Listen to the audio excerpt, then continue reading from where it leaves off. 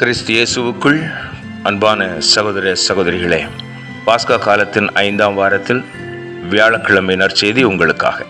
இன்றைய முதல் வாசகமும் நற்செய்தி வாசகமும் நம் ஆண்டவருடைய கட்டளைகளை கடைபிடித்து அவரது அன்பில் நிலைத்திருந்தால் என்ன நடக்கும் என்பதை விளக்குகின்றது.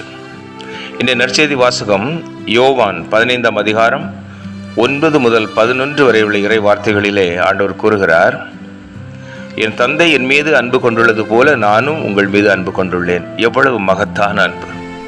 தந்தை மகன் மீது கொண்டுள்ள அன்பு, மகனுக்காக எல்லாவற்றையும் திட்டமிட்டு அதிலே அவரை செயல்படுத்தி வெற்றி சிறக்க பண்ணி தனது வலது பக்கத்தில் அமரச் செய்த அன்பு. அதே அன்பை இயேசு கிறிஸ்து நம்மீது கொண்டுள்ளார். நம்மையும் பரிசுத்தப்படுத்தி அவரது திட்டத்திலே நம்மை வழிநடத்தி நிலை வாழ்விலே அவரது சமூகத்திலே அமர்ந்திருக்க செய்யும் மேலான அன்பு. அதற்கு என்ன செய்ய வேண்டும்? கடவுளின் அன்பு நமக்கு கிடைக்க வேண்டுமானால், அந்த அன்பில் நிலைத்திருக்க வேண்டுமானால் அவர் சொன்ன வார்த்தை என்ன? நான் என் தந்தையின் கட்டளையை கடைபிடித்து அவரது அன்பில் நிலைத்திருப்பது போல. ஆண்டவரின் அன்பு கிடைக்க வேண்டுமென்றால் அவரது கட்டளைகளை கடைபிடிக்க வேண்டும். நிலைத்திருக்க வேண்டுமென்றால் வாழ்நாளில் இந்த கட்டளை தொடர்ந்து கடைபிடிக்க வேண்டும். ஏனென்றால் தந்தையாம் கடவுளின் அன்பு கிறிஸ்துவின் மூலம் நமக்கு வெளிப்பட்டது அன்பினால் தான், மிகுந்த அன்பினால். அந்த கிறிஸ்து தந்தையின் கட்டளைகளை, அவரது திட்டங்களை வாழ்க்கையின் முதன்மையாக கொண்டு வாழ்ந்தார். அதே போல நாம் ஆண்டவருடைய கட்டளைகளை முழுமையாக கடைபிடித்து, கட்டளை என்றால் நாம் நிறைய சிந்திக்க வேண்டிய 2 கட்டளைகள். எல்லாவற்றிற்கும் மேலாக கடவுளை அன்பு செய்ய வேண்டும். அதற்கு இடையான இன்னொரு கட்டளை, நாம் சக மனிதனையும் அன்பு செய்ய வேண்டும். அப்படியானால் சக மனிதனை அன்பு செய்வதால் நாம் கடவுளை அன்பு செய்கிறோம் என்று பொருள்படுகிறது. இந்த 2 கட்டளைகளையும் முழுமையாக கடைபிடித்தால் நம்மிலே பாவம் இராது, பரிசுத்தமாக இருப்போம். ஆண்டவரின் அன்பு நம்மிலே நிலைத்திருக்கும். இன்னொன்று சொல்லுகிறார், நான் ஏன் இதை சொல்லுகிறேன் என்றால், என் மகிழ்ச்சி உங்களுள் இருக்கவும் அது முழுமை பெறவும் இதை சொல்கிறேன் என்றார். ஆண்டவரை கிறிஸ்துவின் மகிழ்ச்சி என்னது சொல்லுங்க?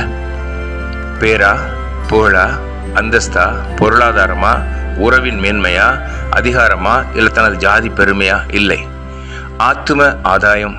அதுதான் அவருக்கு மகிழ்ச்சி. ஆண்டவரின் அன்பில் நிலைத்திருப்பது, அவரது திட்டத்தை நிறைவேற்றுவதுதான் அவரது மேலான மகிழ்ச்சி. அவர் சொல்லுகிறார் என்றால், என் தந்தையின் சொற்படி நடந்து அவர் திட்டத்தை நிறைவேற்றவே நான் வந்தேன் என்றால் அதுதான் வாழ்வின் முக்கிய குறிக்கோள், அவரது மகிழ்ச்சி. நாம் அவரது பிள்ளைகள் என்று சொல்லிக்கொள்ளும் நாம், அவரது ஊழியர்கள் என்று சொல்லும் நாம், அவர்கள் அழைக்கப்பட்டவர்கள் என்று சொல்லும் நாம் எதிலே மகிழ்ச்சி கொள்கிறோம்? ஒரு இடத்துல என் பெயர் பெரிதாக வேண்டும், என்னை பலரும் போற்ற வேண்டும், என்னை பார்த்து நீங்கள் நன்றாக செய்தீர்கள் என்று சொல்ல வேண்டும், மேடையில் நான் பாராட்டப்பட வேண்டும், என் பெயர் சொல்லப்பட வேண்டும் என்ற ஆசையில் நாம் செய்கின்ற பணிகள் எல்லாம் வீணானது, புல்லுக்கு பாய்ச்சி நீரை போன்றது. ஆண்டவர் சொல்லுகிறார், நான் நீங்கள் செய்கின்ற ஒவ்வொரு காரியங்களிலும் ஆண்டவருடைய நாமம் மகிமையடைகிறதா என்று பார்த்து செய்யுங்கள். அப்படி செய்யும் பொழுதுதான் கிறிஸ்து நம்மில் வாழ்வார். அவரது அன்பில் நாம் நிலைத்திருப்போம்.